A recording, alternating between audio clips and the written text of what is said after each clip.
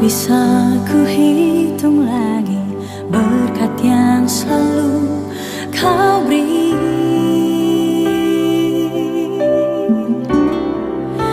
dalam hidupku ini.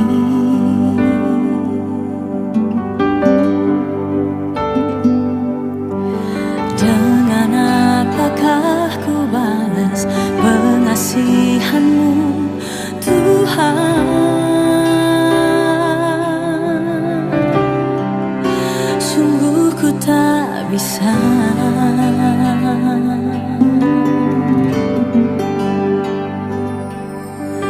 Karena begitu banyak salah dosaku, namun iman pengharapanku hanya padamu. Kau tahu hatiku,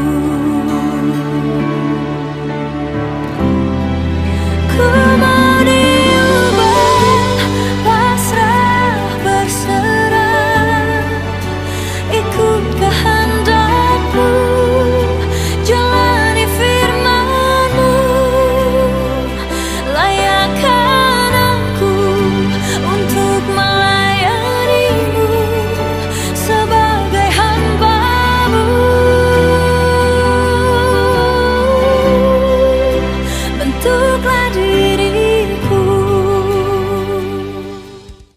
Shalom, selamat pagi, salam damai sejahtera bagi kita semua. Saudara yang terkasih dalam Yesus Kristus, kita bertemu kembali dalam sapaan teduh kita. Dan sebelum kita mendengar firman Tuhan, mari kita berdoa. Kami mengucap syukur buat kebaikan-Mu ya Tuhan, yang hari ini memberikan kami kesehatan dan juga kesempatan untuk kembali dalam berbagai aktivitas dan kegiatan kami.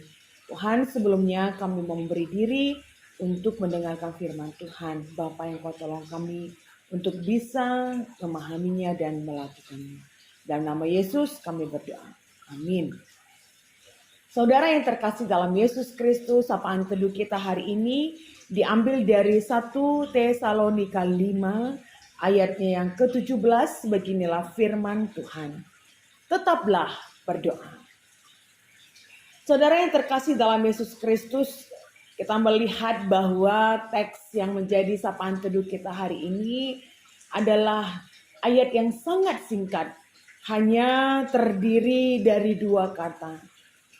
Tentu kata yang singkat ini atau nasihat yang singkat ini kita juga sungguh menyadari bahwa sangat syarat dengan makna yang mengandung kekuatan rohani yang luar biasa bagi orang Kristen. Oleh sebab itu Paulus sendiri meminta kita dalam nasihatnya kepada jemaat di Tesalonika untuk tetaplah berdoa. Kata tetaplah berdoa dalam bahasa Yunani bisa diterjemahkan menjadi tanpa henti berdoa. Dan ini adalah kalimat perintah atau kalimat imperatif yang mengingatkan kita bahwa berdoa itu bukan pilihan. Tapi berdoa itu adalah sebuah perintah yang harus menjadi kewajiban bagi orang percaya. Karena seperti yang kami katakan di awal tadi, sekalipun ini adalah sebuah nasihat yang singkat, tapi sangat mengandung kekuatan rohani bagi orang percaya. Karena dalam konteks di mana Paulus mengingatkan jemaat di Tesalonika pada waktu itu, ada satu keraguan akan penantian kedatangan Tuhan Yesus kembali. Bahwa kalau Tuhan Yesus datang kembali, lalu apa yang harus kita lakukan? Hidup tidak produktif lagi. Oleh sebab itu, kata tetaplah berdoa juga bukan mengingatkan kita harus melipat tangan dan menutup mata terus-menerus tanpa henti. Tapi tetaplah berdoa mengandung arti bahwa bagaimana kita dalam segala aktivitas keberadaan hidup kita menyertakan Tuhan dan merasakan kehadiran Tuhan dalam setiap kegiatan dan aktivitas kita. Baik ketika kita sedang bekerja, baik ketika kita sedang berjalan, baik ketika kita sedang berbicara, ataupun bahkan ketika kita diam sekalipun, bagaimana kita menyertakan Tuhan dalam segala keberadaan hidup kita. Teks ini juga tidak mengingatkan tentang soal waktu, tetapi teks ini mengingatkan soal hati, bahwa ketika kita menyertakan Tuhan dalam segala keberadaan aktivitas kita, kita mau kehadiran Tuhan itu membuat kita selalu merasakan bahwa Dia tidak pernah jauh dengan kita, tapi kita selalu terhubung dengan Dia. Dan segala keberadaan aktivitas kita tahu ada Allah yang hadir di sana. Sehingga kita akan dijauhkan dari sikap yang tinggi hati ketika apa yang kita kerjakan berhasil. Karena kita tahu keberhasilan itu juga tidak terlepas dari campur tangan Tuhan dalam setiap pekerjaan kita. Bahkan ketika kita dalam keadaan susah, kita juga merasakan kehadiran Tuhan ada di sana. Karena tidak hanya kita yang bergumul, tetapi ada Tuhan juga yang turut bergumul bersama dengan kita. Dan itu tentu memberikan kita kekuatan karena kita tahu kita tidak hanya sendiri.